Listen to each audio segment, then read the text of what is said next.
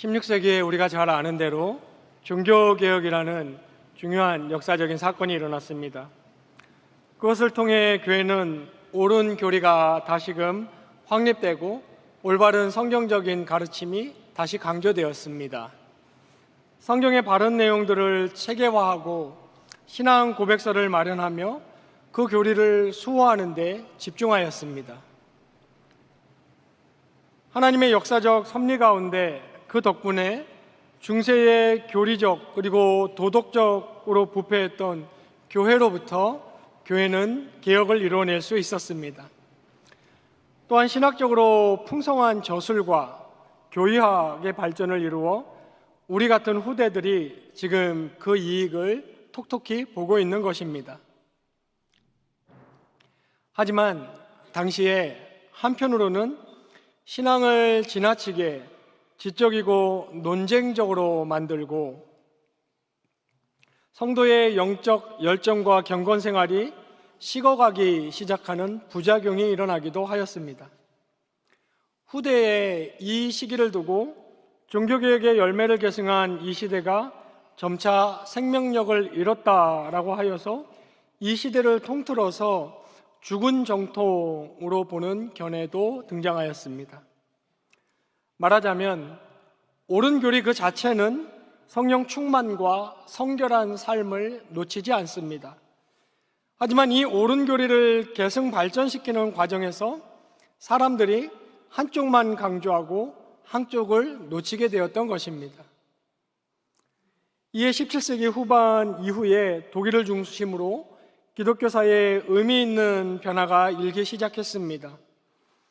교회의 이러한 폐단을 각성하여 영적 뜨거움과 경건을 되찾고자 하는 소위 경건주의 운동 같은 것이 일어나기 시작했고, 그 이후에도 교회는 그 활력을 잃어갈 때마다 교회사적인 각성과 부흥이 이어졌습니다. 이와 같은 교회사적 현상들은 바른 교리 위에는 반드시 영적인 적극성이 함께 간다는 성경의 가르침을 보여주는 좋은 사건들이라고 할 수 있겠습니다. 우리는 흔히 교회의 심각한 문제를 말할 때 교회의 세속화 혹은 교회가 자유주의 신학으로 흘러가는 것 등을 꼽곤 합니다. 그러나 그에 못지않게 어떤 측면에서는 이것보다 더 심각할 수 있는 것은 영적 뜨거움과 약동하는 생명력이 없는 교회의 모습일 수 있습니다. 오늘 본문은 당시 초대 교회들 가운데 에베소 교회에 보내는 메시지입니다. 1절에는 이 메시지를 명하는 자가 오른손에 있는 7뼈를 붙잡고 7 금촛대 사이를 거니시는 이라고 상징적으로 표현해주고 있습니다. 바로 앞에 있는 1장 20절이 이 내용을 해석해주고 있는데요. 여기 거니시는 이는 주님이고 7 촛대는 교회를 나타낸다고 했고, 주님이 그 손에 붙잡고 있다는 이 7뼈는 7 교회의 말씀을 선포하는 선포자들을 상징하는 것임을 알 수 있습니다. 즉 주님은 말씀 선포자들을 여전히 손에 붙잡으시고 자신이 피로 값주고 사신 교회 사이를 거니시면서 교회를 통치하고 다스리고 계심을 의미합니다. 그리고 이 에베소 교회의 메시지를 전하기에 앞서 이 점을 먼저 재차 언급하고 있습니다. 오늘 본문의 2절과 3절의 내용을 보면 본문에 나오는 에베소 교회는 당시에 신학적으로 매우 탁월했고 이단에 단호하였으며 그릇된 교리를 분별할 줄 알았고, 더욱이 보면 수고와 인내가 넘치는 교회였다고 묘사하고 있습니다. 그런데 주님은 그 교회를 향해서 일견 매우 당황스럽기까지 한 말씀을 이어서 하고 계시는데 4절에 그러나 너희를 책망할 것이 있나니 너의 처음 사랑을 버렸느니라 라고 얘기하고 있습니다. 이 에베소 교회는 그러니까 바른 교리의 내용과 건강해 보이는 신앙적 모양은 유지하고 있었지만 사랑과 열의가 식어버린 신앙생활을 하고 있었던 것 같습니다. 이는 신자가 교리적 오름, 외적인 신앙의 모습 같은 것은 유지하면서도 동시에 생명력은 잃어버린 채 살아갈 수 있음을 단적으로 보여줍니다.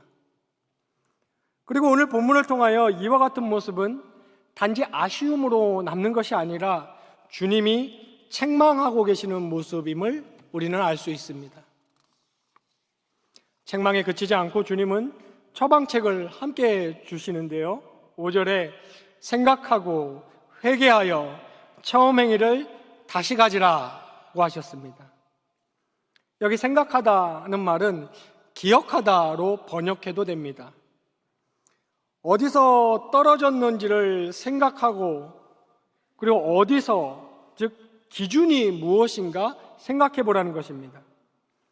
그 기준에 비추어 보아 자신이 얼마나 아래로 떨어져 있는지 생각해 보라는 것입니다. 기준은 물론 성경의 가르침입니다. 에베소 교회는 이 기준에 바르게 따라서 살아갔던 처음 사랑, 즉 성경의 가르침대로 하고자 했던 순수한 뜨거움이 있었고, 예수님은 지금 그것을 기억하라, 거기서 얼마나 떨어져 있는지 생각하라고 말씀하시는 것입니다. 그리고 이어서 회개하라고 했습니다. 당시 에베소는 상업과 종교와 철학의 중심지로 굉장한 번영을 누렸던 도시입니다. 온갖 종류의 신전들이 있었고 동시에 당시에 공공도서관까지 갖출 정도로 최첨단 도시였습니다. 이러한 지역에서 오늘 본문이 칭찬하고 있는 대로 정통 교리를 소화하고 이단을 분별하여 맞서고 게다가 인내와 수고를 보여주고 게으르지 않았다는 것은 정말이지 보통 수준의 교회가 아니었던 것은 분명합니다. 그럼에도 불구하고 처음 사랑을 버렸다는 주님의 책망은 오늘날 우리 현대 교회에 심각하게 다가옵니다. 책망에서 그치는 것이 아니라 구체적인 회복을 명하고 계시고 5절에 그렇게 하지 않으면 내 촛대를 그 자리에서 옮기시겠다, 즉 교회로 인정하지 않겠다는 경고까지 주십니다. 이는 교회가 사랑의 열의를 잃지 않는 것이 얼마나 중요한지를 단적으로 보여주는 것입니다. 사랑이야말로 교회의 교회됨의 핵심 요소라는 사실을 강하게 말해주는 구절입니다. 오늘날을 포함해서 교회의 역사 가운데 이러한 교회나 신자들의 특징을 우리는 교회사를 통해서 발견할 수 있습니다. 먼저는 이러한 교회는 역사를 보면 자기 만족적 정통에 빠져 있었습니다. 정통 교리를 가지고 있다는 신자들은 그것을 잘 알지만 영적 생동감과 능력이 결여되기 시작했습니다. 한마디로 영적인 안일함에 빠진 것입니다. 역사를 보면 정작 심각한 것은 자기 성찰이라는 것이 없었다는 것입니다. 오늘 본문에서 말하는 생각하라를 해보지 않은 것입니다. 오늘 본문의 말씀대로 내가 지금 어디에 있었고 얼마나 떨어져 있는지 생각해보지 않는 것입니다. 나는 옳다, 우리는 옳다, 우리는 정통교리에 입각해 있다는 자만과 수동적 태도에 빠져 있었고 신앙을 적극적으로 살아내고 내가 진보하고 역동적인 성령 충만한 신앙인이 되려고 애쓰지 않았으며 대신에 자신이 서 있는 교리를 재차 확인하고 그것이 여전히 옳다는 것에 만족하며 그것을 변호하고 지켜내는 일에서만 그쳤던 것입니다. 스스로 울타리를 쳤고 내부로 움츠려 들었고 본인들은 정작 몰랐지만 형식상의 안정감은 있을지 몰라도 생명력과 능력은 점차 잃어갔던 교회들을 우리는 교회사에서 찾아볼 수 있습니다. 그러니 당연히 영적 갈망 이런 것은 없는 것입니다. 또 다른 보여지는 특징은 지나친 신중함과 틀에서 벗어나지 않으려는 자세였습니다. 차가운 지성주의로 흐르는 나머지 기독교 신앙에 있어서 매우 중요한 감정적 열정, 감정적 열의를 소홀히 하게 되었습니다. 교회는 무분별한 감정주의와 참된 영적인 열정을 구분해야 합니다. 가짜 흥분을 두려워하는 나머지 진짜 영적인 열정과 감정까지 역사 속의 교회들은 억눌러 버렸습니다. 그 거짓 감정을 교리를 내세우며 경계하다가 참된 감정마저 잃어버렸음을 우리는 볼 수 있습니다. 그 결과 기쁨이나 혹은 회개의 심정에 복받쳐 울어본 지가 오래되고 말았습니다.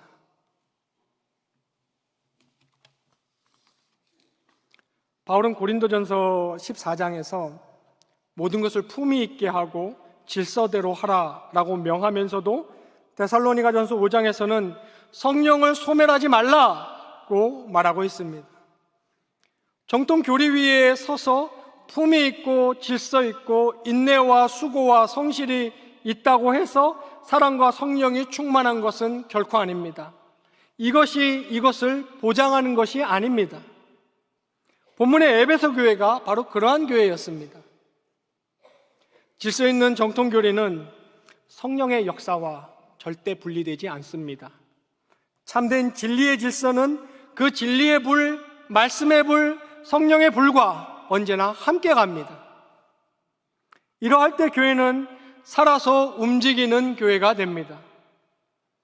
정통 교리를 굳게 붙잡되 성령의 역사를 열렬히 사모하며 성령께서 임재하여 역사하시기를 기대하고 마음을 여는 것입니다. 오늘 본문에서 에베소 교회가 처음 사랑을 잃어버렸다는 구체적인 내용이 무엇인지는 본문을 통해서는 확인할 수 없습니다. 하지만 그 교회는 처음 사랑을 저버렸고 5절의 명령대로 그 처음 행위를 회복해야 한다는 사실만은 분명합니다. 그리고 우리는 바울이 에베소 교회에 보낸 서신인 에베소서를 통해서 그 구체적인 내용을 어느 정도 가늠해 볼 수 있겠습니다. 에베소서의 주된 내용은 교회에 관한 것입니다. 교회란 무엇인지 그 에베소서는 자세히 설명해 주고 있고 그 교회 멤버인 신자는 어떻게 살아야 되는지를 보여주고 있습니다. 오늘 본문인 2절과 3절의 내용을 통해서 우리는 이 에베소 교회가 그들이 이렇게 에베소서를 통해서 배운 교회론에 있어서는 굳게 서 있었음을 우리는 알 수 있습니다. 그렇다면 아마도 그들은 진절한 사랑과 열의가 결여된 형식적인 예배와 봉사, 친교의 모습으로 전락해 가고 있었던 것 같습니다. 에베소서 5장을 중심으로 해서 4장부터 6장의 내용을 보면 그들은 바울로부터 그리스도를 경외함, 성령 충만함, 진리의 거룩함으로 인한 내면적 정결과 거룩, 사랑 가운데 행함, 감사와 찬양의 삶, 끊임없는 기도와 성령 의존 등의 가르침을 받았음을 우리는 확인할 수 있습니다. 그리고 사도행전 20장에 등장하는 에베소 교회의 모습을 보면 이들은 순수한 처음 사랑을 가지고 있었음을 엿볼 수 있고 이를 잘 실천해 오고 있었던 것 같습니다. 하지만 그들은 결국 오늘 본문에서 처음 사랑을 버렸다는 책망과 함께 처음 행위를 가지라는 명령과 그렇지 않으면 촛대를 그 자리에서 옮기겠다라는 경고를 받기에 이르렀던 것입니다. 사랑과 열정이 메말라 있는 신자가 가장 빠지기 쉬운 영적인 문제는 무엇일까요? 그것은 곧 예배입니다. 그 중에서도 공예배를 소홀히 하는 것입니다. 먼저 지금 이 자리와 같은 이러한 공예배에 참여한다는 것이 가장 중요합니다. 자신의 일상에서의 자기의 삶을 주님께 예배로 드리는 삶으로서의 예배를 잘 사는 사람은 이런 공예배에 적극적으로 참여하는 사람입니다. 왜냐하면 예수 믿는 사람들이 공적으로 모여서 함께 드리는, 이렇게 예배를 드리는 것은 성경이 신자에게 가르쳐주고 있는 참된 예배의 가장 대표적인 형태입니다. 특히 성경에 나와 있는 대로 주님 부활하신 날, 즉 이러한 주일날 함께 그리스도인들이 모여 예배 드리는 것은 신자의 기본과도 같다고 하겠습니다. 오늘날은 교회 나가지 않고도 충분히 신앙을 유지할 수 있고 자신이 기독교 신자일 수 있다는 생각이 유행처럼 번지고 있습니다. 그것이 더 멋있는 것으로 비춰집니다. 그것이 더욱 고차원적인 생각이라고 여겨지고, 그렇게 모이고 무엇을 자꾸 하고 하는 것에 치중하는 것보다 교회 안 나가고도 마음으로 신앙을 기르는 것이 더욱 본질에 다가서는 신앙인 것처럼 포장되어 있기도 합니다. 하지만 성경은 전혀 그렇게 얘기하지 않습니다. 성경은 그 어디에도 교회, 에클레시아, 교회를 떠나서는, 혹은 교회를 옆으로 밀어놓고는 그 어떤 주장도 성경은 하지 않습니다. 복음, 구원, 신자됨, 천국, 그 어떤 기독교의 핵심 내용들 가운데 교회됨, 교회임 밖에서 설명되고 있는 내용은 없습니다. 기독교의 모든 내용은 교회를 전제로 하고 교회와 함께 갑니다. 그리고 교회는 신자 개인을 말하지 않습니다. 신자 개개인이 하나님의 성령이 거하시는 전입니다. 그러나 그 개인이 교회는 아닙니다. 교회는 단 두세 사람일지라도 그러한 신자들이 모인 무리, 군집이 교회입니다. 이것이 에클레시아입니다. 구약의 카할 공동체가 그러했고 신약의 에클레시아 공동체가 그와 같습니다. 한 주님, 한 성령 안에서 한 몸 이룬 거룩한 구원의 무리, 디모데전서 3장에서 바울이 얘기한 대로 진리의 기둥과 터가 교회입니다. 이 교회로 표현되는 이 공동체 개념을 떠난 이 공동체 개념 밖에서 복음은 없습니다. 여러분, 그것은 기독교가 아닙니다. 또한 저 수천 년 전 구약의 신자들로부터 현재와 그리고 장차 미래에 이 구원인의 충만한 수에 들어갈 모든 이들의 참된 영적 모임인 우주적, 비가시적, 진정한 하나의 교회는 반드시 역사 가운데, 즉 시간과 공간 가운데 가시적인 지역교회로 나타납니다. 이것이 성경의 가르침입니다. 역사 가운데 있는 눈에 보이는 이 가시적인 지상교회를 떠난, 지상교회를 배제한 진정한 비가시적 영적 우주적 교회는 존재하지 않습니다. 그것은 성경의 가르침이 전혀 아닙니다. 그러므로 신자로서 처음 사랑을 되찾는 첫 단추는 지상의 교회를 중심으로 살면서 교회의 가장 본연의 임무이자 신자 생활의 기초인 공예배에 나와 함께하는 것입니다. 하지만 거기에만 머물러서는 안 됩니다. 그것으로만 만족한다면 메마르고 감동 없는 습관적인 예배 생활로 전락하여 오늘 본문의 에베소 교회와 같은 경고를 우리도 받을 수 있습니다. 하나님의 사랑을 받고 있으며 내가 지금 하나님을 사랑하고 있다는 이 사실의 가장 대표적인 모습은 감격이 있는 예배입니다. 공예배에는 예배자로서 마땅히 하나님께 행해야 하는 성경적인 요소들이 다 들어 있습니다. 우리와 같은 정통신앙의 공예배의 모든 순서는 그 성경적인 요소들에 입각해서 만들어졌습니다. 말씀의 선포와 신앙의 고백과 찬양과 기도와 예물드림이 그것입니다. 이것이 예배의 본질입니다. 그렇게 예배의 자리에 나올 때 우리는 성령의 역사를 기대해야 합니다. 오늘 성령께서 나에게 어떤 은혜를 주실까 하는 기대감과 함께 모든 예배의 순서 하나하나를 참된 예배의 자세로 진정으로 하나님께 올려드리는 것이 공예배입니다.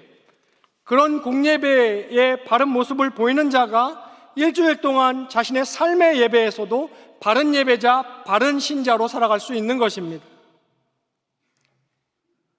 처음 사랑과 뜨거움을 잃어버린 예배는 성령의 역사하심에 대한 기대를 상실한 채 형식적인 의식 같은 것이 될 수밖에 없습니다. 주실 은혜를 사모하고 기대하면서 그 은혜로 한 주간을 살아가고자 하는 아주 당연하고도 자연스러운 이러한 기대감조차 없이 한 시간 동안 앉아있다 가게 될 것입니다. 선포되는 말씀은 잘해야 지식 습득에 그칠 것이고, 이번 주도 나는 예배를 빼먹지 않았다는 수동적인 자기 만족과 안도감만을 가지고 돌아가게 될 것입니다. 어떤 신학자가 풍자한 대로 집에 돌아가기 위해 교회에 오는 것입니다. 첫사랑을 잃어버린 신자들이 다시 찾아야 하는 오늘 본문의 이 처음 행이란 무엇보다 성령의 역사를 사모하고 거룩한 은혜를 기대하며 드리는 영과 진리의 예배입니다. 공예배에서 온전한 은혜를 누리지 못하고 적어도 기대마저 하지 않은 채 예배에 임한다면 그 사람의 삶이 온전한 예배자로서의 삶이 되는 것은 거의 불가능합니다. 똑같이 세상 사람들과 별 다를 것 없이 살다가 기독교라는 종교를 가진 사람으로 의식을 드리고 또 돌아갈 것입니다. 예배가 살아 역사하시는 하나님을 만나는 장이 되는 것이 아니라 그저 오랫동안 해오던 안 하면 뭔가 찝찝한 그런 종교 행위의 반복이 될 뿐입니다.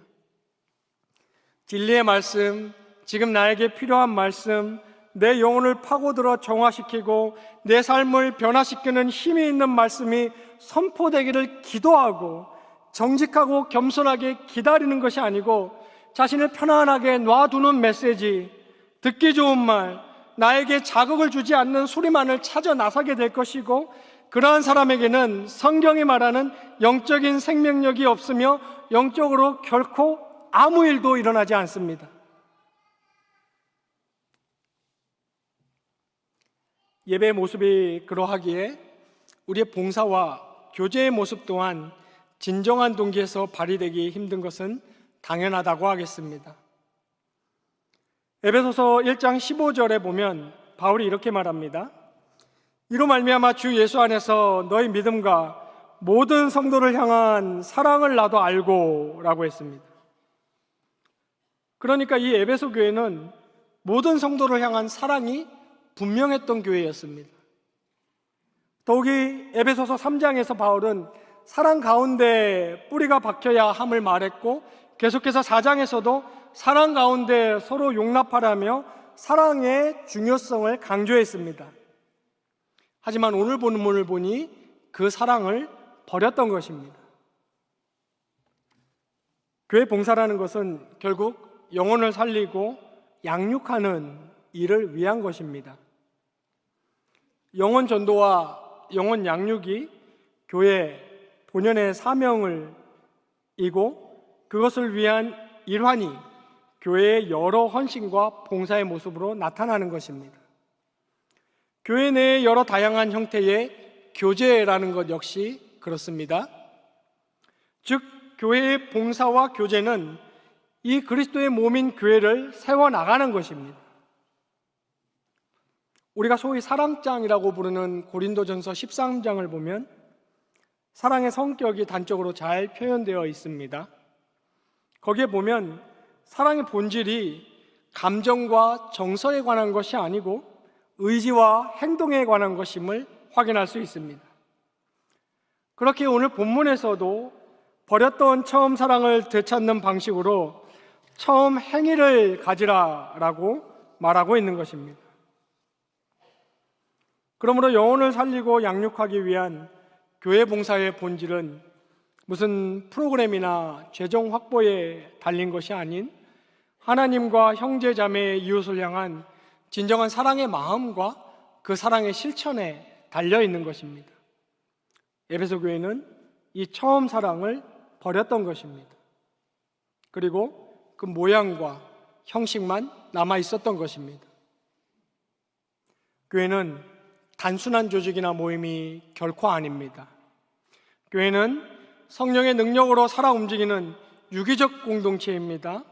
성령의 역사로 거듭나 회심하고 새로운 생명을 얻은 사람들이 세상과 구별되어 그리스도 안에서 연합을 이룬 살아있는 모임이 교회입니다.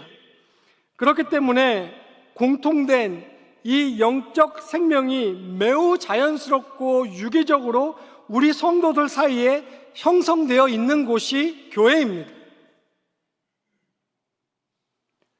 그렇게 성도를 향한 서로의 봉사와 교제는 있으면 좋지만 없어도 그만인 그런 것이 결코 아닙니다. 서로를 향한 봉사와 교제는 그 교회로서의 성격을 유지하고 그 사명을 감당하는 데에 꼭 있어야 하는 것입니다. 하지만 오늘 본문이 말하는 처음 행위인 그 사랑이 없다면 성도 간의 봉사와 교제는 그저 일과 기능과 성과 중심으로 흘러가게 될 것입니다. 생명력 없는 교제와 기계적인 봉사만이 남아 오늘 경고를 받는 에베소 교회처럼 정통 교리를 잘 지키고 열심히 있고 인내가 있고 성실이 있다. 그런데 사랑을, 정작 가장 중요한 사랑, 그 모든 교리 수호와 열심과 인내와 성실이 온전한 것이 되게 해주는, 그것의 결실의 마침표를 찍게 해주는, 그것이 그것 되게 해주는 이 중요한 처음 사랑은 네가 이제 와서 버렸다 라는 무서운 경고를 받게 될 것입니다. 그러므로 오늘날 현대교회가 꼭 회복하고 유지해야 하는 것은 하나님을 향한 사랑, 그래서 자연스럽게 형제 자매와 이웃으로 흘러가는 풍성한 사랑의 마음과 사랑의 실천으로 봉사하고 교제하여서 그리하여 그리스도의 몸된 교회를 세워 나가는 것입니다. 그리스도의 몸을 세워나가기 위해 우리는 프로그램도 짜고 비전도 세우고 교육도 시행하고 재정도 확보해야 합니다. 그러나 그것으로 되지 않습니다. 그것은 효과적인 수단에 불과합니다. 교회는 예수 그리스도와는 생명을 공유하는 영적 유기체입니다. 그러므로 교회는 늘 성령의 권능을 열렬히 사모해야 하고 성령의 역사를 믿고 기대하고 있어야 하며 겸손히 하나님 앞으로 끊임없이 나아가야 합니다.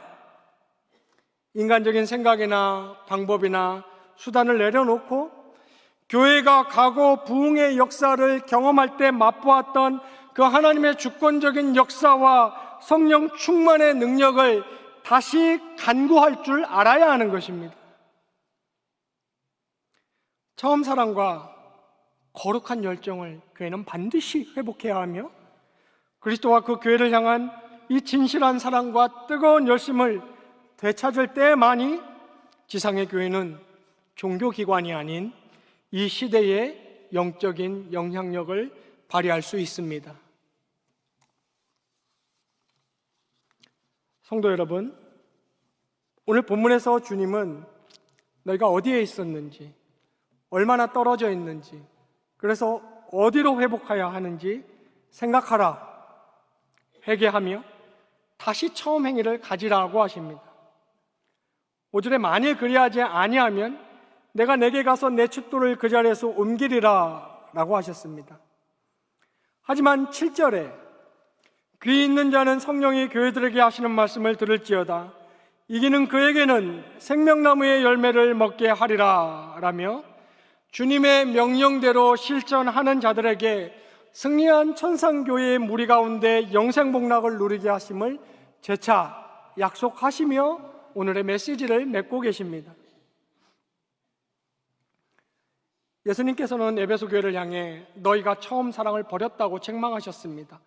에베소 성도들은 많은 수고와 인내, 뛰어난 분별력으로 교리적 순교를 지켰지만 정작 가장 중요한 것을 놓치고 말았습니다. 그들은 열심히 봉사하고 올바른 가르침을 분별해냈지만 초기에 뜨거웠던 사랑의 열정은 식어버린 채 형식적인 신앙생활을 하고 있었던 것입니다. 넛지라는 영어 단어는 원래 팔꿈치로 슬쩍 밀다, 부드럽게 넣다 이러한 뜻의 영단어인데, 이것은 사람들이 더 나은 선택을 하도록 유도하는 어떤 부드러운 개입 방식 같은 것을 의미하는 사회적 용어이기도 합니다. 강제나 명령이 아닌 사람의 행동을 자연스럽게 바꾸도록 설계된 환경 같은 것을 말합니다. 제가 재밌게 읽었던 책 중에 행동경제학자 리차드 탈러와 법학자 캐스 선스타인이 2008년도에 내놓은 넛지라는 책이 있습니다. 거기에는 이 단어를 이렇게 정리했습니다. 자유를 보장하면서도 사람들이 더 나은 선택을 하도록 돕는 부드러운 개입. 예를 들면 학교 식당에서 학생들에게 야채를 먹게 하기 위해서 야채를 먹어라 그래야 건강해진다는 말 대신 자연스럽게 정크푸드 대신 야채를 눈에 잘 보이는 곳에 앞쪽에다 놓는 것입니다.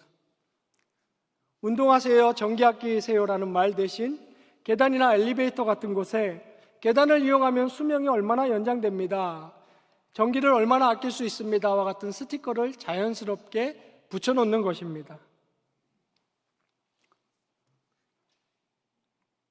저는 기독교 신앙의 신자들의 변화도 이와 같이 자연스럽게 조금씩 성화의 시간을 통해 뜨거워진다고 생각합니다. 성경에 그리고 기독교사의 어떤 극단적인 극소수의 경우를 제외하면 절대 다수의 역사 속의 신자들은 조금씩 점차 뜨거워졌습니다. 사람 마음의 결심은 중요하지만 그 마음의 결심만으로 사람은 쉽게 변화되지 않습니다.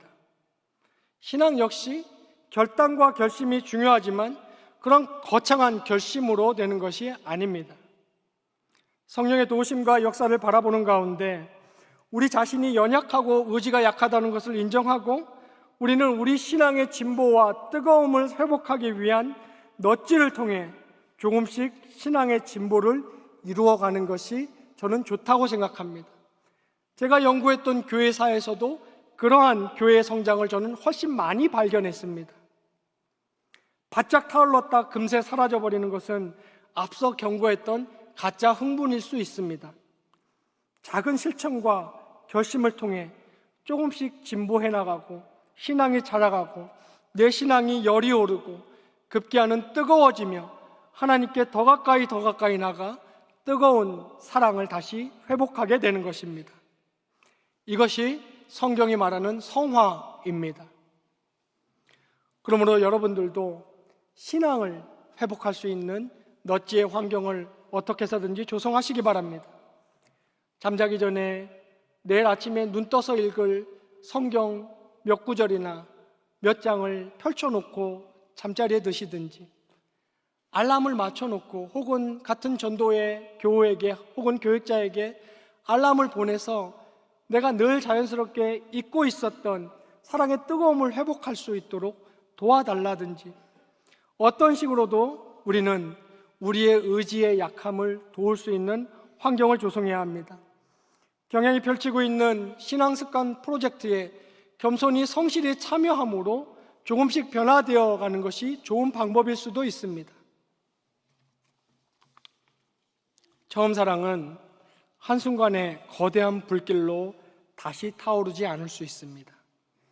그러나 작은 불씨를 모아 바람을 불어대면 점차 큰 불로 번지듯이 우리의 자그마한 신앙적 실천들이 모이고 쌓여서 결국 식었던 심령에 불이 붙기 시작할 것입니다.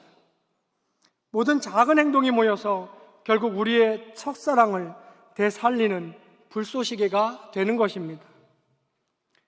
처음 우리를 붙잡아 주셨던 그 예수님의 사랑을 기억하시기 바랍니다.